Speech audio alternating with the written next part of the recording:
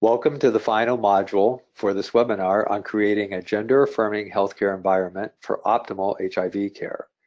This is Andy McCrae. My pronouns are masculine or anything respectful.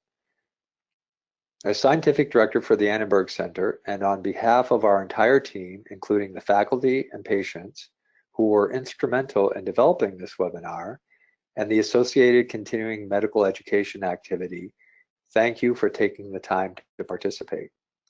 Your participation and how you apply what you have learned are critical to serving our shared purpose to improving the care and health outcomes experienced by our trans and gender nonconforming patients. Let's briefly review what we've learned. In the first module, we introduced our learning objectives and some key gender terminology. You should now be more confident to begin using gender-affirming terms and practices that will create a more affirming clinical environment. And you should understand and be able to explain the vulnerabilities trans and gender nonconforming persons face related to healthcare in general and specifically related to HIV. You are more familiar with the terms gender identity, cisgender, transgender, and gender nonconforming. And you understand that our gender identities do not define our sexual orientation. In the second module, we reviewed the significant health disparities experienced by our trans and gender nonconforming patients. These disparities present significant and avoidable health burdens for our trans patients, including the highest HIV burden experienced by any key population group. The principal drivers behind these disparities include the stigma and discrimination experienced by trans and gender nonconforming individuals in our culture and society, barriers to accessing care due to poverty, lack of insurance, the absence of trained providers, and even avoiding care, as well as substandard care that is not patient-centered, gender-affirming, or culturally competent. The good news is that eliminating these disparities does not require any scientific breakthroughs or new clinical discoveries. It only requires that we fully accept our trans and gender nonconforming patients for who they are. That begins with a better understanding of what we all have, our unique SOGI.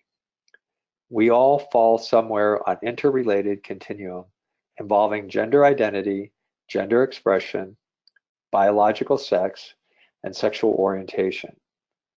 Where we fall on these continuum is related, but one does not determine another.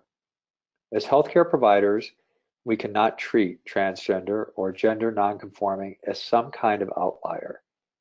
We need to embrace these patients for their unique gender identity, expression, sexual orientation, and biological sex, and help them achieve a healthy and fulfilled life. To serve our transgender patients in this way, we need to provide affirming clinical care. It takes an effort because as individuals, we are susceptible to the cultural biases and blinders that explain the healthcare barriers and insensitivities experienced by our trans and gender nonconforming patients.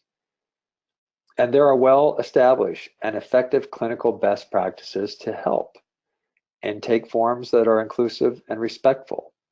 Staff trained on trans-inclusive policies, including chosen name, pronoun, and empathy. Health histories that are conducted as an open, affirming dialogue about gender identity and expression, sexual orientation, sexual practice, social history, and medical and surgical history. Recognize that hormonal therapy is a priority for many trans and gender nonconforming patients, and provide reassurance that PrEP does not affect hormone levels. And conduct appropriate HIV, STI screening based on individual risk assessment. You should feel prepared to take these steps. If not, feel free to revisit any of the modules in this webinar or the additional resources provided on the website.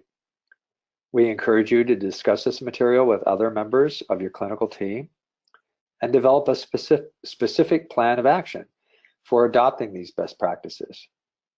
If we take these steps, and hopefully you are now prepared to do so, we can make a significant and meaningful contribution to reducing the health disparities experienced by our trans and gender nonconforming patients. We can become the allies that they need, not just accepting them, but actively supporting them to achieve optimal health and a more fulfilled life.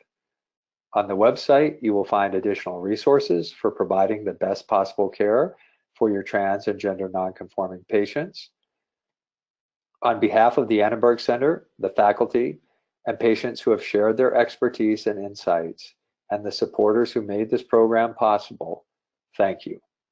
We are very grateful to have you as a member of the community of healthcare providers who are qualified and committed to providing the best possible care for our trans and gender nonconforming patients and to eliminating the health disparities they face.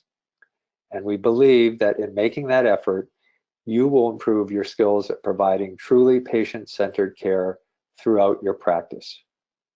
We wish you great success. Click on the button below to obtain a certificate for completing this program and signifying your commitment as a trans and gender nonconforming ally.